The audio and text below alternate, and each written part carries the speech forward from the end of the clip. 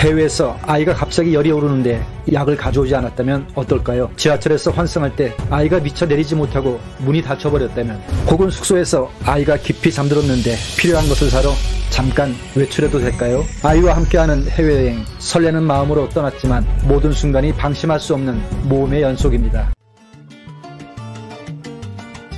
안녕하세요, 해안행TV입니다.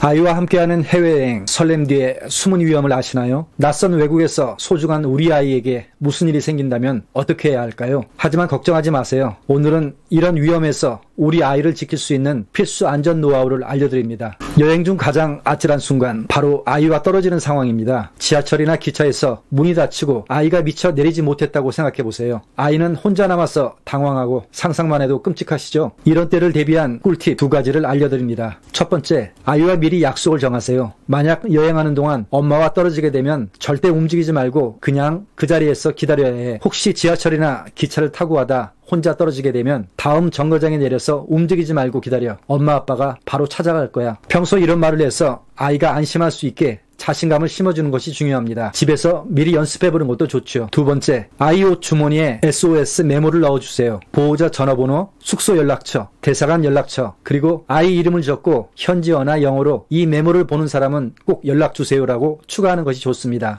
또한 아이에게도 메모를 주변 사람들에게 보여주라고 알려주시고요. 그리고 외출 전 그날 아이 옷 사진을 찍어 휴대폰이나 SNS에 저장해두세요. 혹시 현지에서 아이를 찾아야 할 때 정말 유용하니까요. 팁 하나 더 알려드리자면, 가급적 밝고 화려한 색상의 옷을 입히면 군중 속에서도 눈에 띕니다. 이 간단한 준비로 위기에서도 침착하게 대처할 수 있습니다. 해외여행 관련 커뮤니티 게시글을 보면 이런 글이 자주 올라옵니다. 여행 중에 갑자기 아이가 아픈데 필요한 약이 없어 도움을 요청한다는 내용이죠. 맞습니다. 아이가 갑자기 아프면 정말 난감해지죠. 현지 병원에 가도 우리나라처럼 세심한 처방을 안 해주는 경우가 많습니다. 그냥 따뜻한 레몬차를 마시게 하라는 조언만 받을 때도 많고요. 그래서 상비약 준비가 어쩌면 아이 동반 여행에서 제일 중요할지도 모릅니다. 아이와 함께 해외여행을 간다면 무엇보다 세심하게 아이 상비약을 챙기는 것이 중요합니다. 오랜 비행시간과 낯선 환경에 접하게 되면 아이 또한 평소와는 다른 상태를 보여주기 때문이죠. 낮에는 잘 놀던 아이가 밤이 되어 갑자기 고열이 난다면 정말 당황하게 되죠.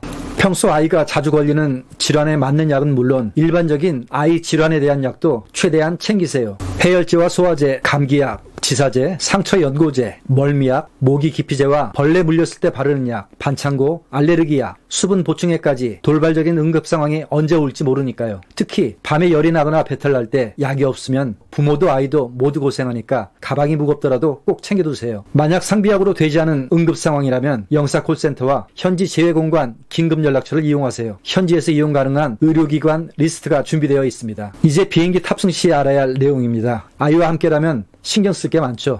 우선 가능하면 직항으로 예약하세요. 환승은 부모도 힘들지만 아이도 지치니까요. 탑승 직전엔 꼭 화장실에 다녀오세요. 이륙 후에 일정 시간은 화장실 이용이 힘드니까 아이가 참기 힘들면 곤란해집니다. 기압에 의한 귀막힘 예방도 중요합니다. 이륙과 착륙 전에 껌이나 젖병, 막대사탕을 미리 준비하세요. 귀 압력 불편함이 줄어듭니다. 특히 착륙 3-40분 전엔 물을 마시게 해서 압력 완화와 수분 공급을 동시에 챙기는 것이 좋습니다. 좌석은 가능한 통로 대신 창가를 선택하세요. 통로에선 지나가는 사람이나 음식 카트에 손발이 부딪힐 수 있고 뜨거운 커피가 근처에 있을 수도 있어 위험하니까요. 창가에 앉히면 전망도 즐길 수 있고 부모가 옆에 앉아서 보호하기도 쉽습니다. 혹시 기내 감압 상황이 발생하여 산소 마스크가 내려온다면 부모가 먼저 착용하고 그 다음에 아이를 착용시키는 순서 꼭 기억하세요. 부모가 정신을 잃으면 더 이상 아이를 돌볼 수 없기 때문입니다.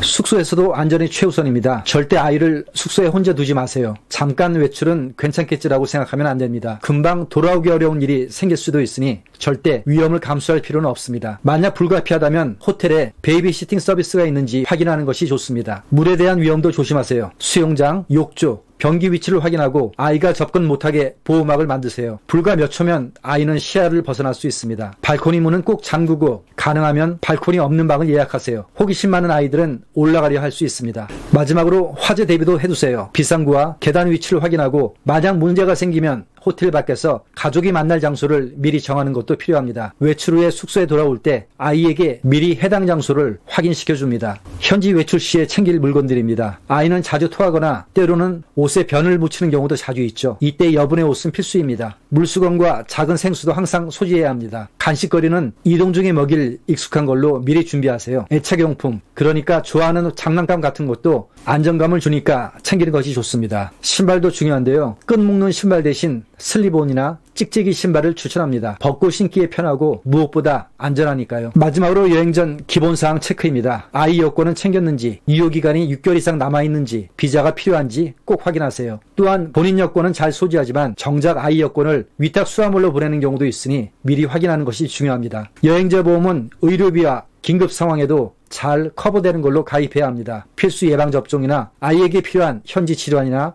황열, 말라리아 같은 약이 필요할 수도 있으니 체크하세요. 그리고 여행 일정은 여유롭게 아이를 기준으로 힘들지 않게 짜는 것이 필요합니다. 현지에서의 먹거리, 특히 동남아 지역 길거리 음식은 어른들은 괜찮아도 아이는 자칫 탈이 날 수 있으니 주의해야 합니다. 음식 자체도 문제지만 식기류 위생도 문제가 많으니 배달 음식 시킬 때 오는 일회용 수저 세트도 미리 챙겨가면 도움이 됩니다.